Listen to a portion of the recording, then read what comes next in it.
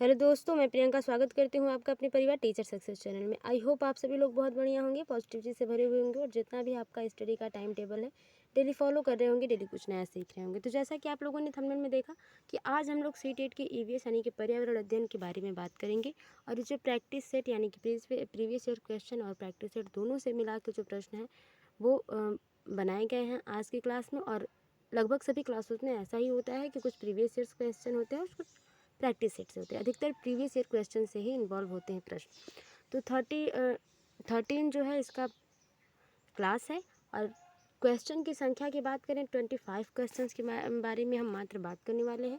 कम समय में ज़्यादा प्रश्नों की व्याख्याएं जहां ज़रूरत होगी वहां की जाएंगी। महत्वपूर्ण प्रश्नों की श्रृंखला इसलिए है क्योंकि आप जानते हैं किसी भी एग्ज़ाम को क्रैक करने के लिए प्रीवियस ईयर और प्रैक्टिस सेट कितना इंपॉर्टेंट है। आज की क्लास में आपका इन 25 क्वेश्चंस में से स्कोर कितना होता है कमेंट बॉक्स में ज़रूर बताएं। और अगर आप चैनल पर नए हैं, पहली बार हमारी वीडियो से अवगत हो रहे हैं तो चैनल को सब्सक्राइब करें और बेल आइकन को भी प्रेस कर दें ताकि आने वाली अगली वीडियो आप तक पहले पहुंचे। ज़्यादा टाइम वेस्ट नहीं करते हैं, शुरू करते हैं। क्या है प्रश्न और किस प्रकार के प्रश्न लिए गए हैं, सीधे क्वेश्चंस और आंसर्स देखेंगे। ठोस अपशिष्ट पदार्थों के निस्तारण की निम्नलिखित विधियों में से किस विधि से वायु में प्रदूषण फैलता है। यानी कि जब हम उसको ठोस अपशिष्ट पदार्थों को निस्तारण करते हैं यानी कि उन्हें दूसरी अवस्था में बदलते हैं तो प्रदूषण जो है वायु प्रदूषण किस में होगा। भूमि की भराई, कंपोस्ट, कृमियों से खाद बनाना, भस्म करना। तो देखिए भस्म करना एक क्या है, जलाने से संबंधित है जो कि एक वायु प्रदूषण जिससे होगा। ठीक है, तो चौथा ऑप्शन बिल्कुल सही हो जाएगा। भस्म करना यानी कि जलाना, आग लगाना, वही बात हो जाएगी। वह स्थान जो कि दीर्घकाल से बाढ़ से प्रभावित है, ऐसा स्थान जिससे बहुत पहले से उसमें क्या है, बाढ़ आई हुई है। स्थानीय लोगों में डैश का कारण होगा पुनर्वास यानी कि फिर से वो वहीं जो है निवास करेंगे। स्थानांतरण या कि वहाँ से उस क्षेत्र को छोड़कर किसी दूसरे अन्य क्षेत्र में चले जाएंगे। देश प्रत्यावर्तन, देश को ही बदल लेंगे। पुनः स्थापन, फिर से वहीं बसना शुरू कर देंगे। तो आपको पता है कि जब किसी प्रॉब्लम में हम होते हैं तो हम क्या करते हैं, स्थानांतरण करते हैं। दूसरे का जो सही आंसर है दूसरा ऑप्शन बिल्कुल सही हो जाएगा। आगे देखते हैं टैपियोका का दूसरा नाम क्या है। आपको कमेंट बॉक्स में बताना है कि टैपियोका कहाँ सबसे ज़्यादा कहाँ का लोकप्रिय व्यंजन है। तो इसका दूसरा नाम क्या है, मूली, कप्पा, अदरक, शकरकंदी। तो जो सबसे अलग है वही सही होगा, कप्पा। टैपियोका को कप्पा नाम से भी जाना जाता है। हांगकांग में निम्नलिखित में से कौन सा भोजन लोकप्रिय है। सोमजैन, लिंगहू फैन, मापू टोफू और सुशी। तो 4 के सही आंसर की बात कर ली जाए तो लिंगहू फैन जो है सांप का सूप जो है ये हो जाता है, हांगकांग में लोकप्रिय भोजन है ये। किस प्रकार के पक्षी की चोंच मीट को काटने और खाने के काम आती है। अब मीट को काटने फाड़ने का मतलब कि नुकीला होगा। जो चोंच की आकृति होगी वो क्या होगी, नुकीली होगी। जैसे कि हमारे दांतों में सभी प्रकार के जो है दांत पाए जाते हैं। तो तिकोने आकार की, सीधी और पतली, हुक जैसी, यानी कि ऐसे हुक जैसी हो। ठीक है, ताकि वो क्या करें, जो है अपने भोजन को यानी मीट को क्या है, काट फाड़ सकें। लंबी, पतली और सुई जैसे नुकीली होगी तो वो चीर फाड़ नहीं कर सकती। तो चीर फाड़ के जो काम में आते हैं, जो जिस प्रकार के दांत, वो हैं आपके हुक जैसे। जिसमें हुक जैसी संरचना होगी वो क्या करेंगे, आराम से जो है अपने भोजन को चीर फाड़ करके खा सकते हैं। जो कि हुक जैसी संरचना किन पक्षियों में होती है, बांज, चील, इनमें होती है, गिद्ध में। तो तीसरा ऑप्शन बिल्कुल सही हो जाएगा इस 5वें क्वेश्चन का। आगे देखते हैं, एक अध्यापिका को कक्षा 4 के बच्चों को शीघ्रता से बनने वाले नाश्ते के संबंध में कक्षा में पढ़ाना है। शीघ्रता से कौन सा व्यंजन तैयार हो जाएगा। ऑप्शंस देखते हैं, अंडे का सैंडविच, कस्टर्ड, डोसा, भेलपूरी। तो आप जानते हैं कि भेलपूरी इसमें सबसे सही आंसर होगा। छठे का जो सही आंसर हो जाएगा भेलपूरी। बहुत ही जल्दी से व्यंजन तैयार हो जाता है। चौथा ऑप्शन बिल्कुल सही हो जाएगा। पट्ट चित्र की कला किस राज्य की परंपरागत हस्तलिपि है। तो मध्य प्रदेश, उड़ीसा, गुजरात और महाराष्ट्र। तो उड़ीसा जो है, पट्टचित्र जो है उड़ीसा बहुत ज़्यादा पूछा जाता है और मधुबनी बिहार से बहुत ज़्यादा पूछा जाता है। तो कुछ कलाओं को आप ज़रूर रट के जाइएगा जो कि हमेशा पूछा जाता है। जैसे यूपी टेट के एग्ज़ाम में 15 क्वेश्चन आपके जो है पैडागोगिस होते हैं, 15 जो है नॉर्मल होते हैं। तो उन 15 नॉर्मल में से ही ऐसे प्रश्न पूछे जाते हैं। आगे देखते हैं, महामारी के दौर में चिकित्सकों ने विटामिन सी से भरपूर भोजन करने का परामर्श दिया। उस समूह को चुनिए जिनमें विटामिन सी की प्रचुर मात्रा है। ठीक है, ब्रोकली, सोयाबीन और काली मिर्च। काली मिर्च में नहीं है, ठीक, सोयाबीन में नहीं है। स्ट्रॉबेरी तो है लेकिन संतरा भी है, लेकिन सोयाबीन नहीं है, गलत। दूध, स्ट्रॉबेरी, नींबू है लेकिन दूध नहीं है, दूध में खटास नहीं होती। जो खट्टे होंगे वही विटामिन सी से जो है भरपूर होंगे। तो ब्रोकली, स्ट्रॉबेरी और नींबू, तो सही ऑप्शन बिल्कुल चौथा हो जाएगा। आगे देखते हैं, किस राज्य में झूम खेती की प्रथा सामान्य है? उड़ीसा, बिहार, उत्तराखंड, मिजोरम। तो सबसे सही आंसर जो है वो है मिजोरम। मिजोरम की तरफ ही क्या है, झूम खेती की प्रथा है। अभी भी झूम खेती के माध्यम से वहाँ खेतियाँ होती हैं। आगे देखते हैं, अगला क्वेश्चन क्या है कि दक्षिणी भारत में मनाए जाने वाले फसल काटने वाले पर्व हैं, यानी कि फसल कटने पर जो है पर्व मनाए जाते हैं, जो उत्सव मनाए जाते हैं वो कौन कौन से हैं? पोंगल, उगादि, बिहू और लोहड़ी।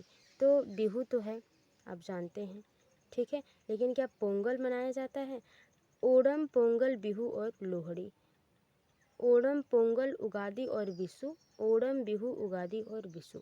10 के सही आंसर की बात कर ली जाए तो ओणम है, पोंगल है, उगादि है और विशु है। ठीक है, ये लोहड़ी नहीं है, इसी वजह से इसमें चीज़ें सही नहीं है।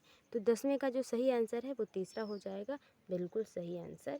आगे देखते हैं, वर्ली जनजाति वर्ली आर्ट के लिए प्रसिद्ध है, जो कि बनती है। वर्ली जनजाति जो है, वर्ली आर्ट पूछा जाता है, वर्ली आर्ट कहाँ से प्रसिद्ध है? अगर आपको पता है तो कमेंट बॉक्स में उस राज्य का नाम जरूर बताएं। घास और पत्थरों से, बांस और पत्थरों से, गाय के गोबर और मिट्टी से, मिट्टी और पत्थर से। तो गाय के गोबर और मिट्टी से है जो वर्ली आर्ट बनाया जाता है। आगे देखते हैं अगला क्वेश्चन कि भारत के किन राज्यों के समूह से कर्क रेखा गुजरती है? तो आपने सारी चीज़ें रटी होंगी, आसान प्रश्न है। 8 राज्यों से जो है भारत के 8 राज्यों से होकर गुजरती है कर्क रेखा, जिसमें से 3 राज्यों का यहाँ पे दिया होगा। तो देखते हैं, उत्तर प्रदेश, छत्तीसगढ़, उड़ीसा, छत्तीसगढ़, गुजरात, झारखंड। उत्तर प्रदेश, छत्तीसगढ़, झारखंड, उड़ीसा, आंध्र प्रदेश और झारखंड। तो आपको पता है कि जो उत्तर प्रदेश है उससे कर्क रेखा होकर नहीं गुजरती है, तो ये 2 पहले कट गए। ठीक है, आंध्र प्रदेश बहुत ही नीचे पड़ जाता है आपका, ठीक है, तो यहाँ से कर्क रेखा नहीं, कर्क रेखा आपकी ऊपर से होकर गुजरती है, जो है कि आधे भारत को छोड़कर ऊपरी भाग से। ठीक है, तो 12 के सही आंसर की बात कर ली जाए तो छत्तीसगढ़, गुजरात, झारखंड, राजस्थान, मिजोरम, त्रिपुरा, इनसे होकर गुजरती है जो है कर्क रेखा। तो 8 राज्यों के नाम आपको पता होंगे, कमेंट बॉक्स में जरूर नोट डाउन करिएगा। अजय भोपाल में है, उसे गंगकोट और पांडुचेरी के सम्मेलन में उपस्थित होना है। जहाँ पर अजय है वहाँ से गंगकोट और पांडुचेरी की और क्या स्थिति है? तो देखिए, ये मैपिंग से प्रश्न बहुत ज़्यादा पूछा जाता है और आपको पता है 1-2 नंबर कितने इंपॉर्टेंट होते हैं किसी भी एग्ज़ाम के लिए। तो उसके लिए आप जैसे कि जितने भी कलाएँ हैं उनको रट के जाइए, याद करके जाइए, या अगर याद है तो एक बार देख के जाइए, प्रैक्टिस सेट उनके हल करके जाइए। और सबसे ज़्यादा इम्पॉर्टेंट जो है वो ये कि आप जो है मैपिंग को ज़रूर ध्यान से देखें। सागर से संबंधित प्रश्न आते हैं, जैसे कि बंगाल की खाड़ी और अरब सागर से संबंधित प्रश्न पूछा गया था बहुत ज़्यादा, तो इसी तरह से प्रश्न पूछ लिए जाते हैं। और जैसे यहाँ पे पूछा गया है दूरी और स्थिति और दिशा के हिसाब से, तो इस तरह से पूछ लिया जाता है। उत्तर पश्चिम और दक्षिण पश्चिम, उत्तर पश्चिम और दक्षिण पूर्व, पश्चिम और दक्षिण पूर्व, उत्तर पूर्व और दक्षिण पश्चिम। 13 की सही आंसर की बात कर ली जाए, तीसरा ऑप्शन बिल्कुल सही हो जाएगा, पश्चिम और दक्षिण पूर्व। ठीक है, आगे देखते हैं, निम्न में से कौन सा सबसे छोटा प्रवासी पक्षी है जो उत्तर ध्रुवीय क्षेत्र में भारत आता है? सिकपर बत्तख, छोटी मत्स्यकुरी, हंसावर, छोटी जलरंक। ठीक है, इनके जो नेम है अलग अलग इंग्लिश के, वो भी मैंने नोट डाउन कर लिए हैं। जैसे सिकपर बत्तख को पिंडेल डक कहा जाता है, हंसावर को फ्लेमिंगो कहा जाता है, छोटे जलरंक को स्टिंट कहा जाता है। तो 14 के सही आंसर की बात कर ली जाए, चौथा ऑप्शन बिल्कुल सही है। तो कुछ ऐसे प्रश्न होंगे जो आप नहीं पढ़े हैं, जो कि नए होंगे, लेकिन कोई भी एग्जामिनर अगर किसी भी एग्ज़ाम पेपर को बनाता है तो वो ये देख के बनाता है कि 50% टफ हो और 50% जो है नॉर्मल हो, बच्चे उसको पासिंग मार्क कर लें। और अगर आप थोड़ा सा और एफर्ट लगा देते हैं, मेहनत कर लेते हैं, तो आप हाई स्कोर तक पहुंच जाते हैं। अगला देखते हैं, रोने ने नहीं, रोनी नाम है, रोनी एक नाम है। ठीक है। रोनी ने इटली से भारत की यात्रा की योजना बनाई। उसके मित्रों ने उसे वहाँ से इटालियन चीज़ यानी कि पनीर लाने के लिए कहा। कौन सी तकनीक चीज़ को सुरक्षित रखे और भारत में लाने के लिए उत्तम है? डिब्बा बंद यानी डिब्बे में बंद करके, निर्जलीकरण, लवणन और निर्वात पैकिंग। तो निर्वात के लिए यानी कि कहीं से आने जाने के लिए उसकी जो पैकिंग करवाई जाती है वो बहुत ज़्यादा इम्पॉर्टेंट हो जाएगा। तो निर्वात पैकिंग करवाने से वो बिल्कुल ही व्यवस्थित और सुव्यवस्थित रहेगी। श्रवण बाधित बच्चों की शैक्षिक आवश्यकताओं के प्रबंध के लिए शिक्षिका को ऑनलाइन शिक्षण में रूपांतरण करना चाहिए। यानी कि बच्चा जो है वो श्रवण बाधित है, बच्चे को दिखाई नहीं अच्छे से देता और ऑनलाइन पढ़ाना है और उसमें क्या बदलाव करने चाहिए उस बच्चे के लिए।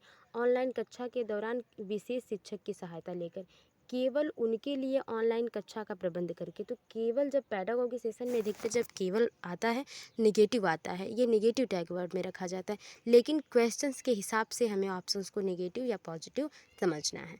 ठीक है, निगेटिव क्वेश्चन होगा तो निगेटिव आंसर सही होगा, पॉजिटिव क्वेश्चन होगा तो पॉजिटिव आंसर यानी कि सबसे पॉजिटिव आंसर सही होगा। आगे देखते हैं उपशीर्षकों और साथ साथ उप अनुशीर्षकों को अपने वीडियो और पीपीटी में जोड़ना, अधिक दृश्यों का उपयोग करना। देखिए इसमें दिया है इस प्रकार से, मैंने लास्ट में यहाँ पे जगह नहीं थी, आप भूल के मैंने यहाँ पे इसको काउंट कर जो है टाइप किया है। तो ऑप्शन 1 2 3 या 1 और 2 या चारों हैं या केवल 3 हैं। तो सही आंसर की बात कर ली जाए 16 की, तो जो है उपशीर्षकों और साथ साथ अनुशीर्षकों को अपनी वीडियो को पीपीटी से जोड़ना, ये भी सही है। यानी कि ऑनलाइन कक्षा के दौरान शिक्षक की सहायता लेकर, केवल उनके लिए ऑफलाइन कक्षा का प्रबंध करके। ठीक है, ये बात भी सही कि केवल उनके लिए क्या है, जो बच्चे श्रवण बाधित हैं, जो बच्चे सुनने में ठीक नहीं हैं, उनके लिए हम ऑफलाइन कक्षा का प्रबंध कर सकते हैं। ठीक है, तो उपशीर्षकों ये भी पॉजिटिव है। और अधिक दृश्यों का प्रयोग करना, दृश्यों का प्रयोग आपको अधिक करना होगा क्योंकि बच्चा सुनने में जो है बच्चे को प्रॉब्लम है, तो उसको दिखाई तो बेहतर दे रहा है, तो आप दृश्यों का प्रयोग करेंगे। पहला, दूसरा, तीसरा, चौथा, तीनों ऑप्शन यानी कि तीसरा ऑप्शन सही हो जाएगा। सेवा पूर्व शिक्षक अपने नैतिक मूल्य, व्यक्तित्व और अभिरुचि को जानने के लिए उपयोग करेंगे रचनात्मक आकलन उपकरण का, योगात्मक आकलन उपकरण का, स्व आकलन उपकरण का, रचनात्मक और योगात्मक आकलन उपकरण का।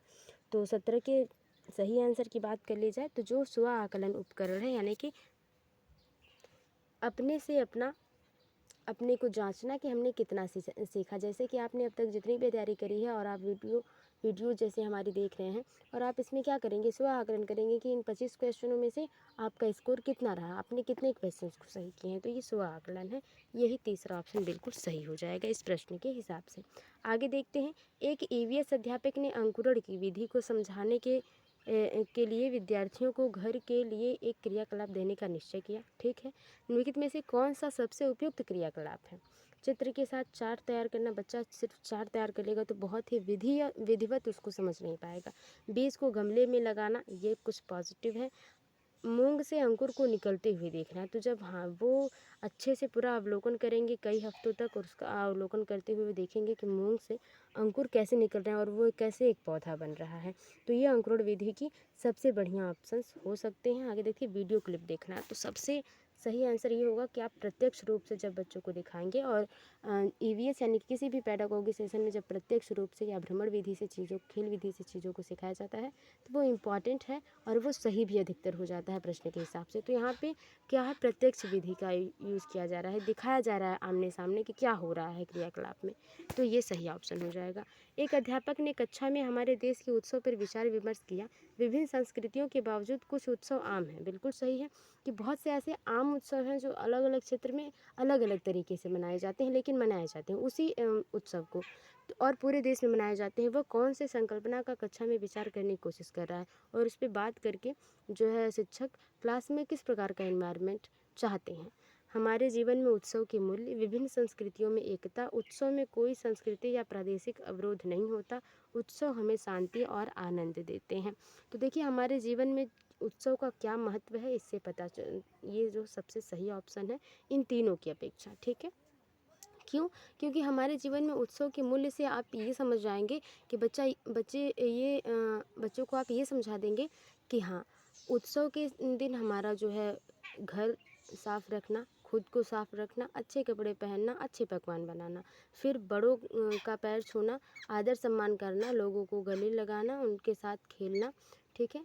तो ये क्या है, आम उत्सव के साथ हम उनके जीवन में उत्सव का क्या रीज़न है, कैसे भाईचारे में रहना है, किस प्रकार से अपने उत्सवों को एक दूसरे के साथ बाँटना है, ये इससे पता चलेगा। तो पहला ऑप्शन बिल्कुल सही होगा। अगला क्वेश्चन देखते हैं, कक्षा 4 के विद्यार्थियों को अनधिकार शिकार के प्रति संवेदनशील करने के लिए निम्नलिखित में से कौन सी विधि प्रभावकारी है। ऑप्शन क्वेश्चन बिल्कुल क्लियर है, बहुत ही आसान है।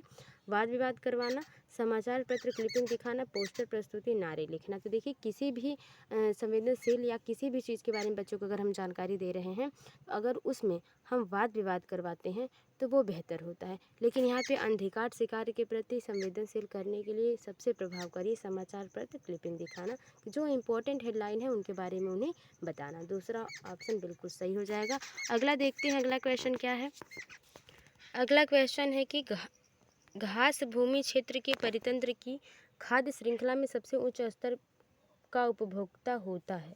जीवाणु, मांसाहारी, शाकाहारी और मांसाहारी। देखिए, खाद्य श्रृंखला की बात कर ली जाए तो 21 के सही आंसर की अगर हम बात करते हैं तो जो मांसाहारी है वो सबसे उच्च पर होंगे, ठीक है। सही आंसर जो हो जाएगा मांसाहारी यहाँ होंगे। दूसरा ऑप्शन बिल्कुल सही हो जाएगा।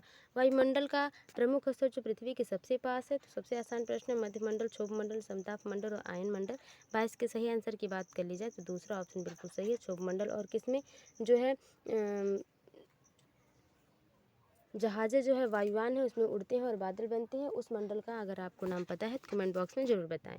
भारतीय संसद द्वारा जैव विविधता अधिनियम पारित किया गया था कब। 16 अक्टूबर 1990, 10 दिसंबर 1980, 11 मई 1972, 11 दिसंबर 2002। 23 के सही आंसर की बात कर ली जाए तो चौथा ऑप्शन बिल्कुल सही है, 11 दिसंबर 2002।